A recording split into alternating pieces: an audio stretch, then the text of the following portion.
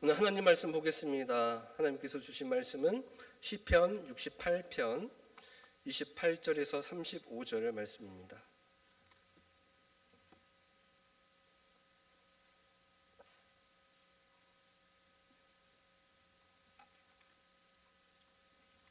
시편 68편 28절에서 35절 말씀입니다. 제가 한 절, 여러분이 한 절, 마지막 35절은 함께 합독하도록 하겠습니다. 내 하나님이 너의 힘을 명령하셨도다. 하나님이여 우리를 위하여 행하신 것을 견고하게 하소서.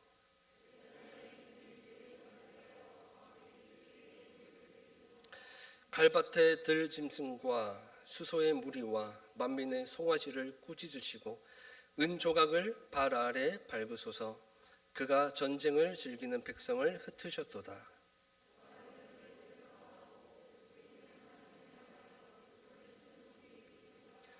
땅의 왕국들아 하나님께 노래하고 주께 찬송할지어다.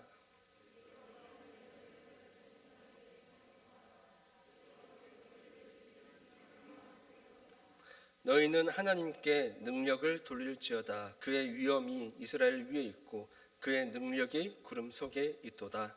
하나님이여 위엄을 성소에서 나타내시나이다. 이스라엘의 하나님은 그의 백성에게 힘과 능력을 주시나니 하나님을 찬송할지어다. 아멘. 우리 옆사람과 인사하겠습니다. 사랑합니다. 한 번 더 인사하겠습니다. 제가 더 사랑합니다. 한 번 더 인사할까요? 설 잘 보내셨나요? 벌써 이제 설이 끝나고 2월 다음 주면 마지막 주가 되네요. 2월 달은 설이 있어서 그런가 정말 순식간에 지나간 것 같습니다.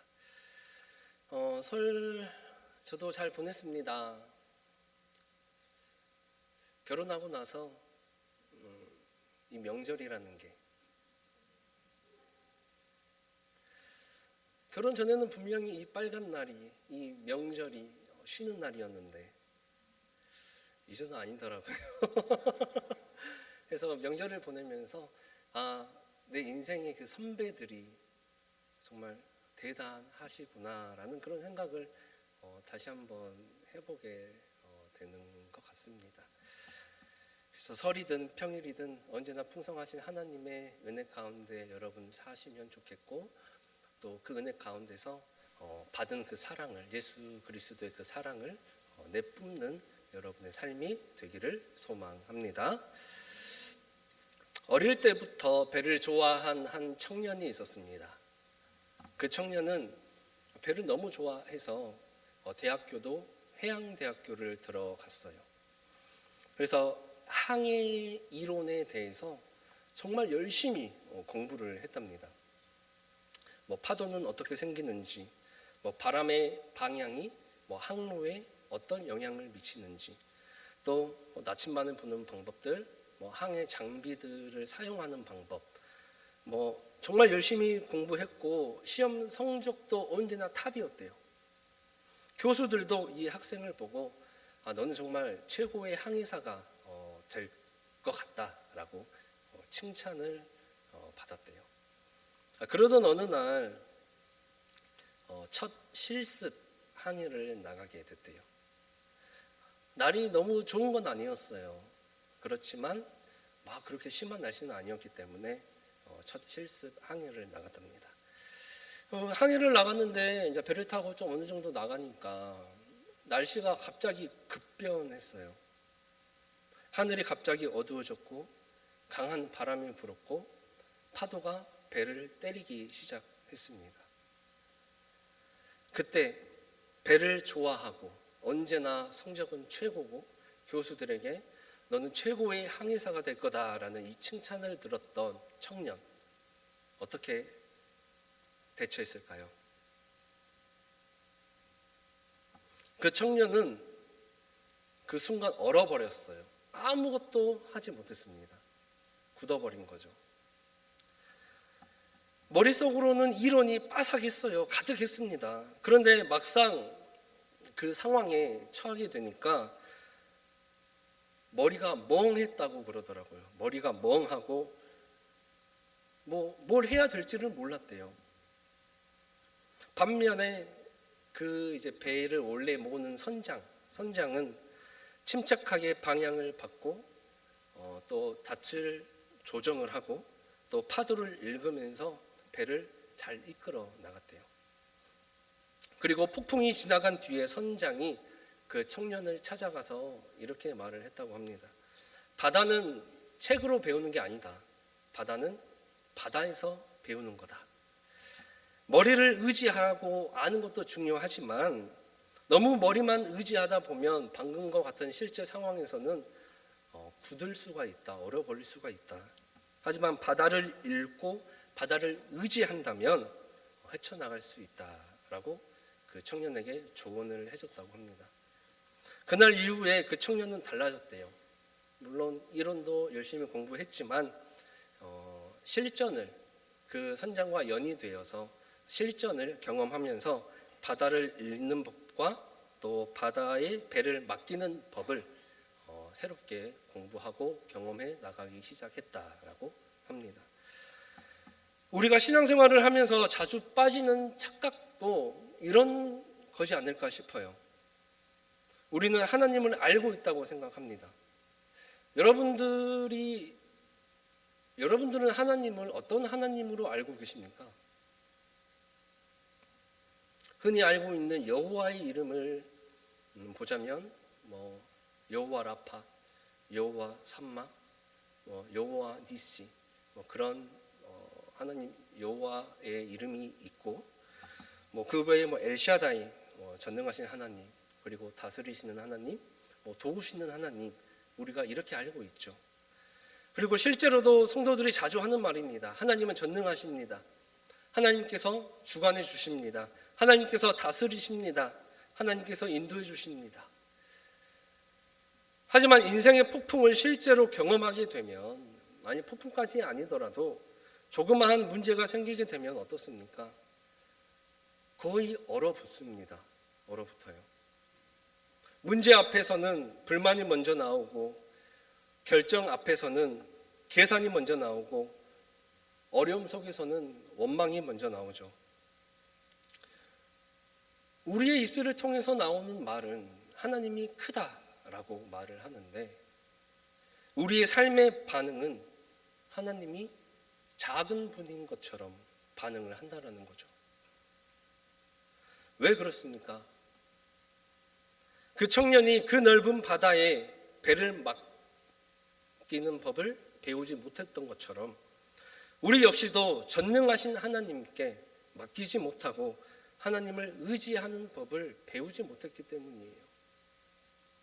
오늘 본문 말씀 시편 68편은 하나님을 아는 사람이 지은 노래가 아니라 하나님을 경험한 사람이 지은 노래입니다. 오늘 본문을 통해서 여러분들에게 묻고 싶습니다.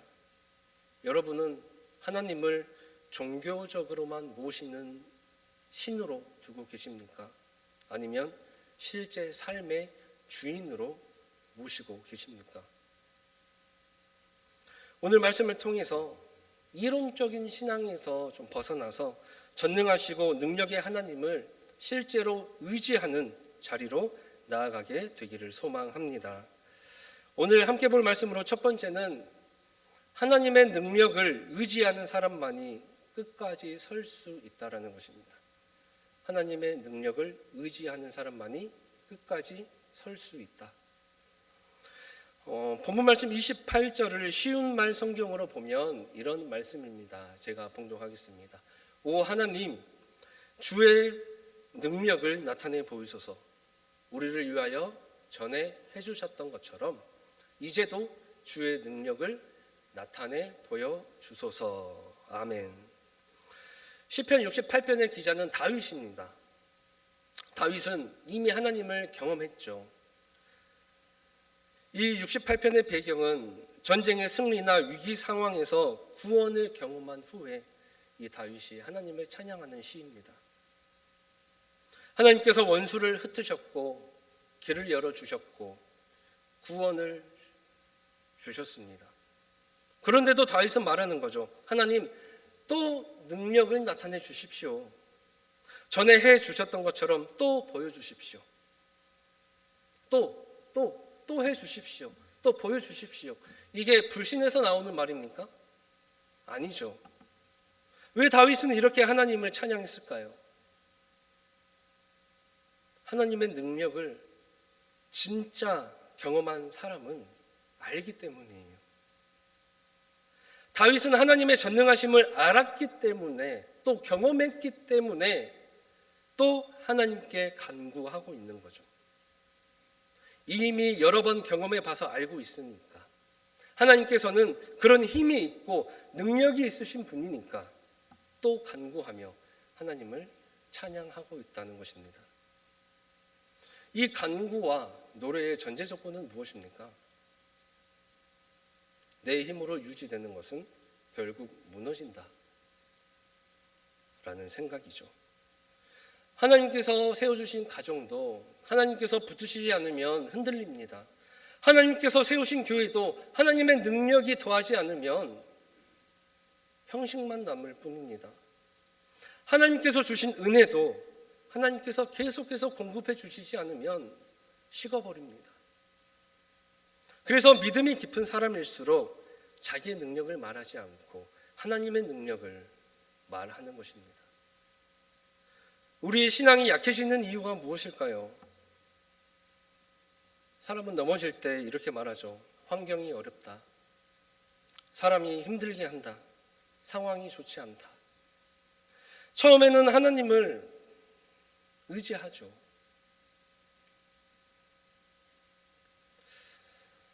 환경이 어려워서, 사람이 힘들게 해서, 상황이 좋지 않아서, 이러한 이유보다 무너짐의 근원은 내가 의지하는 대상이 바뀐 거예요. 대상이 바뀐 거죠.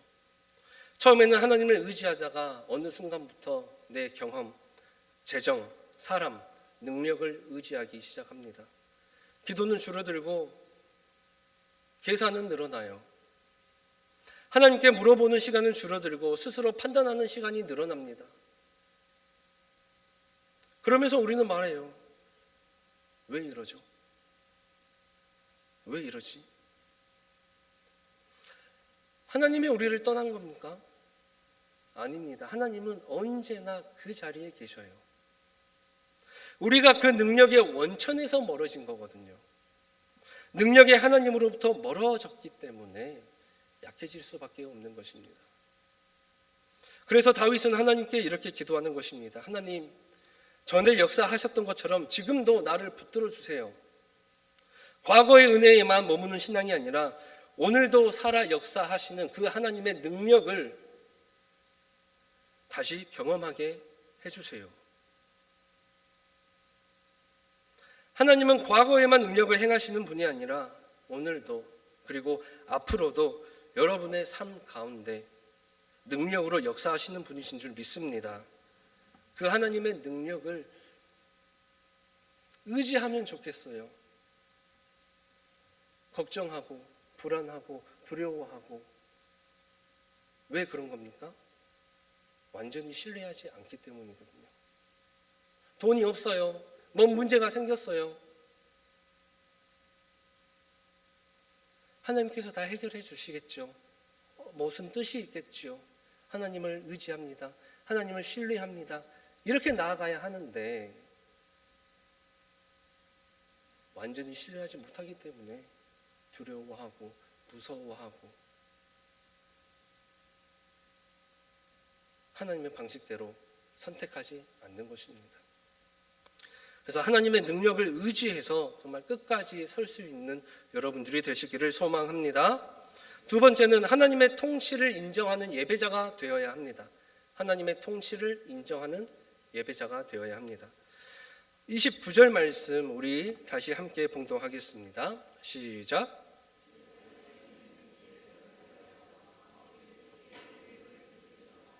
아멘. 여기서 놀라운 장면이 이스라엘만 하나님께 나아가는 것이 아닙니다. 열방의 왕들까지 하나님께 나와 예물을 드리는 장면입니다. 즉, 이 세상은 하나님의 통치 아래 있다. 하나님의 주권에 대한 선언인 거죠. 세상의 권력자들조차도 결국은 하나님의 통치 아래 있다라는 선언입니다. 세상은 강한 나라가 지배하는 것 같고 돈 있는 사람이 힘이 있는 것 같고 권력의 모든 것을 좌지우지하는 것처럼 보여요. 하지만 성경은 분명히 말합니다. 세상의 모든 만물의 왕이자 주권은 하나님께 있다. 역사의 주인도 하나님이시고 세상의 흐름을 붙드시는 분도 하나님이십니다. 그런데 우리의 삶은 어떻습니까? 우리는 이 사실을 지식적으로 잘 압니다. 지식적으로는 믿는데 삶으로는 인정하지 않아요. 우리는 말로는 하나님이 우리의 주인 되십니다. 하나님께서 통치하십니다. 하나님께서 나의 길을 인도해 주십니다 라고 말합니다. 하지만 실제로는 다른 왕들을 섬기는 그리스도인들이 너무나 많지 않나 생각이 들어요. 돈이 결정권자가 되고 사람의 평가가 기준이 되고 세상의 인정, 안정, 성공의 이런 것들이 왕이 되지는 않습니까?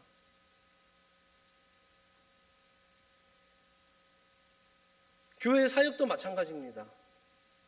정말 하나님의 영광을 위하여 이 사역들을 해나가고 있는지 아니면 보여주기 위해서 사람에게 평가받기 위해서 저 교회는 하니까 우리 교회도 해야 된다.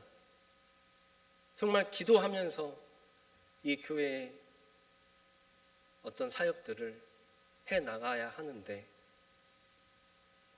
이런 사람의 평가가 기준이 되고 왕이 되어 있는 교회가 너무나 많은 것 같아요. 그러면서 예배 시간에는 주님이 나의 왕입니다 라고 설교하고 말을 합니다. 너무 이중적인 신앙 아닙니까? 하나님을 정말로 왕으로 모시는 것이 아니라 좀 조언만 해주시는 분, 내가 힘들 때 좀 간구하고 기도할 수 있는 분 정도로만 모시는 그리스도인이 너무 많다라는 거죠. 정말 중요한 결정에 있어서 하나님의 뜻보다 내가 보기엔 이렇게 하는 게 맞는데 현실적으로는 이걸 선택하는 게 맞아. 이런 생각이 먼저 드는 게 솔직히 오늘날 그리스도인들의 현실입니다. 정말 이런 모습들이 하나님을 왕으로 모시는 모습입니까? 이런 모습들이 정말 세상 모든 만물의 주권은 하나님께 있다라는 고백에서 나오는 선택들입니까? 하나님과 그분의 말씀을 참고 자료로만 두는 신앙이 아니겠습니까? 참된 그리스도인이라면 그럴 수 없다라는 것입니다. 여러분, 순종 어렵습니까? 어려워요? 힘듭니까? 그렇죠. 힘들죠. 왜 어려울까요? 왜 힘들까요? 하나님을 왕으로 섬기지 않기 때문 아니겠습니까?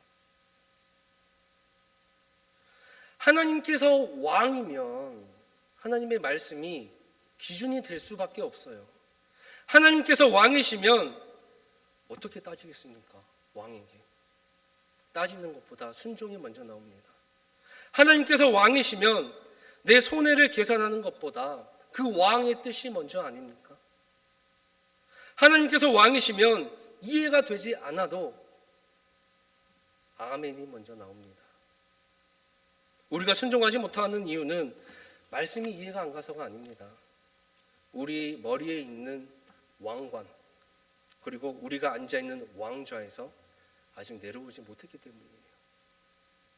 내 계획이 왕이고 내 생각이 왕이고 내 자존심이 왕이기 때문에 하나님의 통치하심을 내 삶을 통해서 실제로 이루어지지 않는다라는 거죠. 내가 왕인데 어떻게 다른 왕의 통치를 받겠습니까? 그래서 하나님의 통치는 예배 시간에는 인정되지만 현실의 선택 앞에서는 많이 밀려나게 되는 것 같아요. 여러분의 삶의 진짜 왕은 누굽니까? 여러분이 가장 두려워하는 대상은 누구입니까? 여러분이 쉽게 포기하지 못하는 것은 무엇입니까? 우리가 이렇게 고백하면서 결단하면 좋겠습니다. 우리 함께 읽으면 좋을 것 같아요. 함께 읽겠습니다. 하나님, 제 인생의 왕좌를 비워드립니다. 제 생각이 아니라 하나님의 뜻으로 저를 다스려 주시고 제 계산이 아니라 하나님의 말씀이 방향이 되게 하여 주시옵소서. 오늘부터 제 인생의 주권을 다시 하나님께 드립니다. 그래서 통치권을 하나님께 드리는 삶의 예배를 우리가 드려야 되고 하나님의 통치를 인정하는 예배자가 되어야 합니다. 세 번째는 하나님의 능력을 공급받은 사람은 반드시 하나님께 영광을 돌려드려야 돼요. 본문 말씀 23절부터 35절까지 우리 다시 한번 봉독하겠습니다. 시작. 땅의 왕국들아 하나님께 노래하고 주께 찬송할지어다. 옛적 하늘들의 하늘을 타신 자에게 찬송하라. 주께서 그 소리를 내시니 웅장한 소리로다. 너희는 하나님께 능력을 돌릴지어다. 그의 위엄이 이스라엘 위에 있고 그의 능력이 구름 속에 있도다. 하나님이여 위엄을 성소에서 나타내시나이다. 이스라엘은 하나님 힘과 능력을 주시나니 하나님을 찬송할지어다. 아멘. 다윗은 개인을 넘어서 열방에게 선포합니다. 열방에게 외칩니다. 다 하나님을 찬양해라.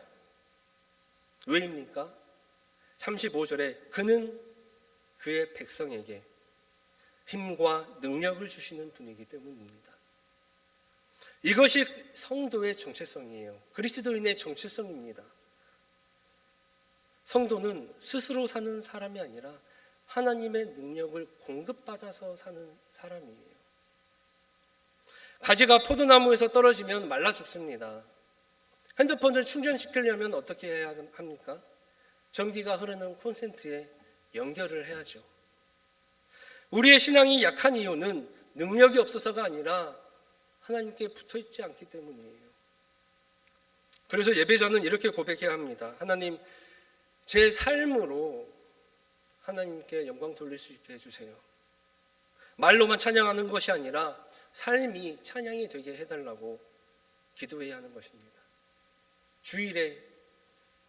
주일에는 하나님께 연결되어 있다가 평일에 세상에 나가서는 그 연결선을 빼버리고 그런 것이 아니라 매일매일의 그 삶 속에서 항상 하나님과 연결되어 있어야 한다라는 것이죠. 신앙이 무기력해질 때도 마찬가지입니다.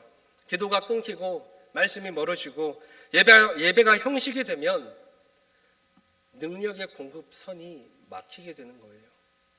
그렇게 되면 신앙생활은 하나님이 주신 것들을 내가 감당해내는 게 아니라 버티는 신앙이 되어버리는 거예요.